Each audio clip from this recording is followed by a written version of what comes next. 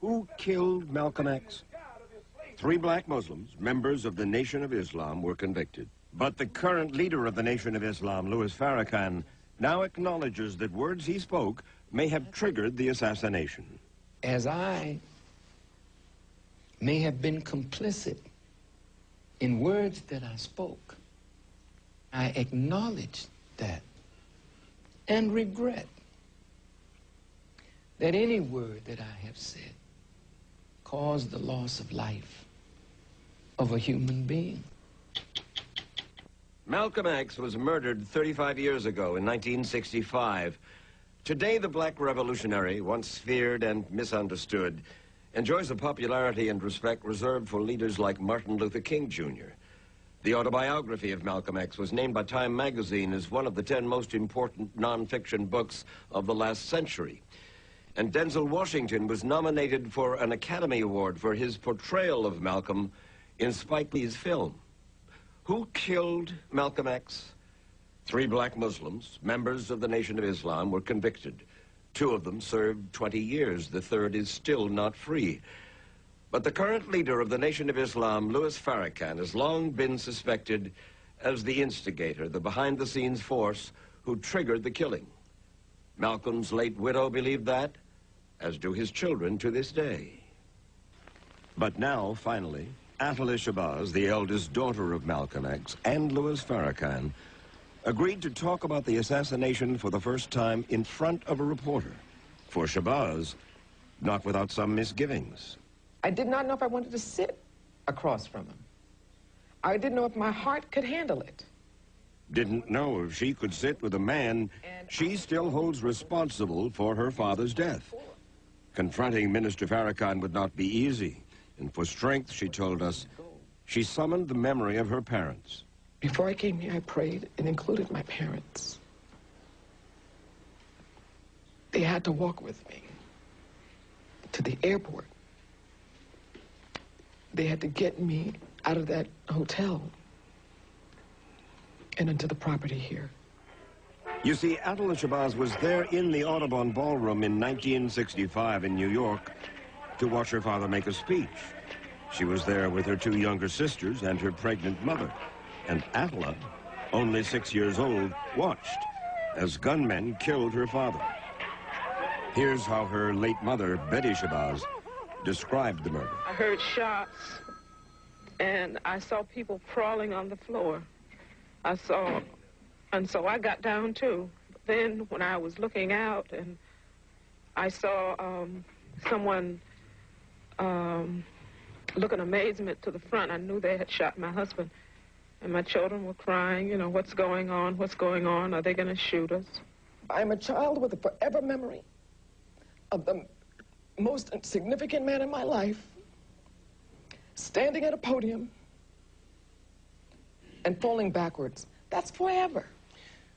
Miss Shabazz, for several months, I carried the picture of your father with all of these bullet holes in his chest. And I looked at the man that taught me, the man that nurtured me, the man that was the example of a man to me. And I wept. His pain came from their shared history. As is well known, Malcolm was a dope peddler and street hustler. But during his 7 years in prison, he was introduced to the teachings of Elijah Muhammad, considered a holy man by his followers in the Nation of Islam. And eventually, Malcolm became the spokesman for the nation, at the time preaching that the white man was evil and calling for the separation of the races. And along the way, Louis Farrakhan, a former nightclub singer, became Malcolm's student, his acolyte. And Malcolm taught Farrakhan how to live as a black Muslim. Example, Nation of Islam members don't eat pork, don't smoke, don't drink alcohol, and do not have sex outside marriage. It is worthy, if you will, of expulsion. That is correct. Adultery. That is correct. Fornication was worthy of expulsion. But in 1963, Malcolm X learned that Elijah Muhammad himself had repeatedly committed adultery with some of his teenage secretaries and had children with them. Malcolm agonized over his discovery And in June of 1964, he told me about it. And he called some of these women who were living in Los Angeles at the time and let me listen to the conversation. And it became apparent that he was telling the truth. He told you about that, yes? Mm-hmm. At the same time, Malcolm was aware of other tensions growing within the Nation of Islam, for his popularity had begun to surpass that of Elijah Muhammad. There was a dynamic inside of the nation that troubled Brother Malcolm at the highest echelon of leadership. Well, the fact of the There matter... was envy. There was envy. Envy of Malcolm. Of Malcolm. By there you? No, never by me. Never by you? Never by me. Never. I truly loved this man. Who envied him? There are those in the circle who feared the kind of publicity that he was getting, the kind of attention that he was getting. He was the most vocal. He was the most loved. He was the most honored and respected. And he outshone the Honorable Elijah Muhammad. In certain areas, yes. In 1964, Malcolm X broke with the Nation of Islam to form his own organization based on orthodox Muslim principles, which include a respect for all races and religions. And how did Louis Farrakhan react? He began writing incendiary editorials in the Nation of Islam's newspaper. Let me read you what you wrote in December of 1964. The die is set, and Malcolm shall not escape, especially after such evil, foolish talk about his benefactor, Elijah Muhammad, in trying to rob him of the divine glory which Allah has bestowed upon him. Such a man as Malcolm is worthy of death. This was only 2 months before he was shot down. That is why people believe that you were responsible for the death of Malcolm X. No, not at all. My name was not among those at that time who were considered the players. Nonetheless, following those editorials, Malcolm and his family received numerous death threats from whom no one knows for sure. Are you not, perhaps, afraid of what might happen to you as a result of making these revelations? Oh, yes. I probably am a dead man already. But Farrakhan says that Elijah Muhammad had issued a warning to his followers. Leave Minister Malcolm alone. Those were orders. Those were instructions to us. Leave this man alone. But in February of 1965, while the family was asleep, Malcolm's home in New York was firebombed. And just 1 week later, 39-year-old Malcolm X was gunned down by members of the Nation of Islam. But there are those who still believe the government had a hand in Malcolm's death. Fact is, for years, the FBI and the New York City police had Malcolm X under surveillance. Just 7 years ago, he was still charging that Malcolm had deserved punishment. And if we dealt with him like a nation deals with a traitor, what the hell business is it of yours? But now Louis Farrakhan, recuperating from prostate cancer and facing his own mortality, has a different appreciation of Malcolm X, and he wanted Attallah Shabazz to know it. He did most of the talking during our 4-hour meeting. Finally, Shabazz could no longer hold back 35 years of anguish. Indeed, the FBI probably had something to do with it. But we have to say that adult men between the ages of 20 and 40, black faces, who chose to put a trigger in their hands and unload until it was empty, have to be culpable. You can't keep pointing the finger because my father was not killed from a grassy knoll. And I have sisters who are spun out into this environment as tumbleweed, unhealed. We knew to stay silent because as a child, I thought it could happen to me. That if I spoke up or said something, they'd take my mother. They'd take one of us. I got to hear reports of the traitor deserved it, so it never could go away. Those reports didn't come from the government. Those reports did not come from the police.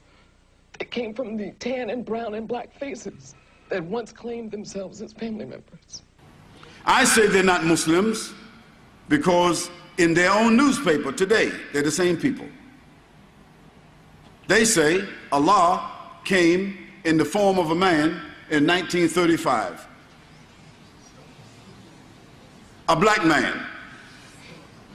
And his name was Master W. Farrakhan.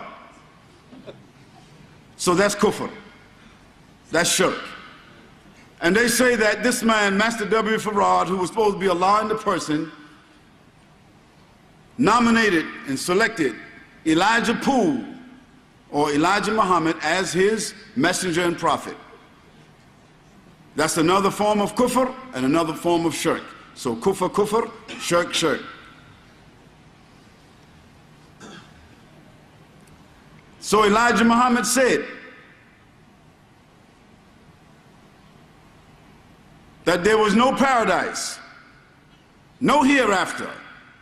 Another form of kufr, another form of shirk.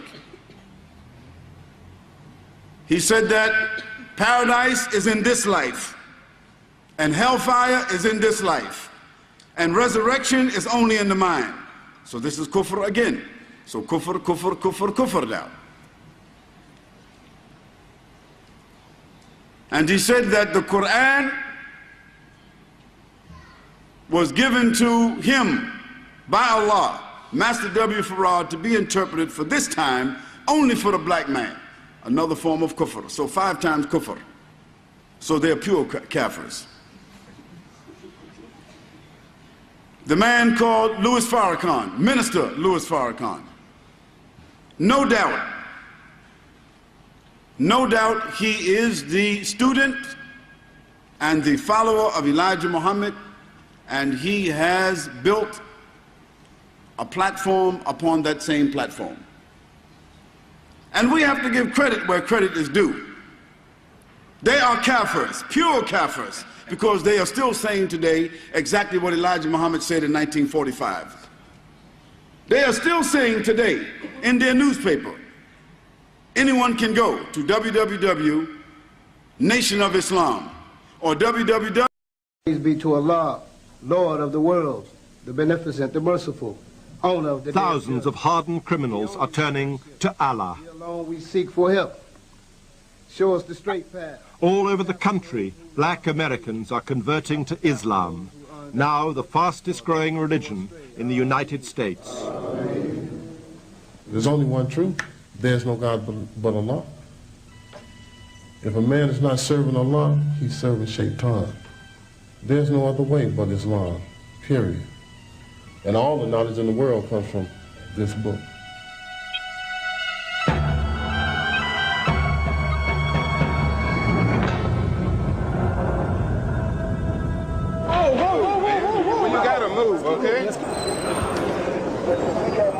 Louis Farrakhan is the man most think of as the leader of black Muslims in America. But Farrakhan is not a true Muslim. He leads a sect called the Nation of Islam and preaches that Allah is preparing to destroy the United States. I intend by the power of Almighty God to turn America upside down and around. Hi, my brother. Can I give you one of these? Give you one of these today? But while Farrakhan is a symbol of protest, Orthodox Muslims dismiss him as a fraud. In the streets of America's cities, men like Rousan Tamir are spreading the word of the Quran. It's an invitation to learn something about the religion of Islam from our holy book, the Quran, not the perspective that you might be getting from Minister Farrakhan. They always want to give you Minister Farrakhan. Well, that's not how the religion of Islam goes. It's a phenomenon that has gone largely unnoticed and unreported.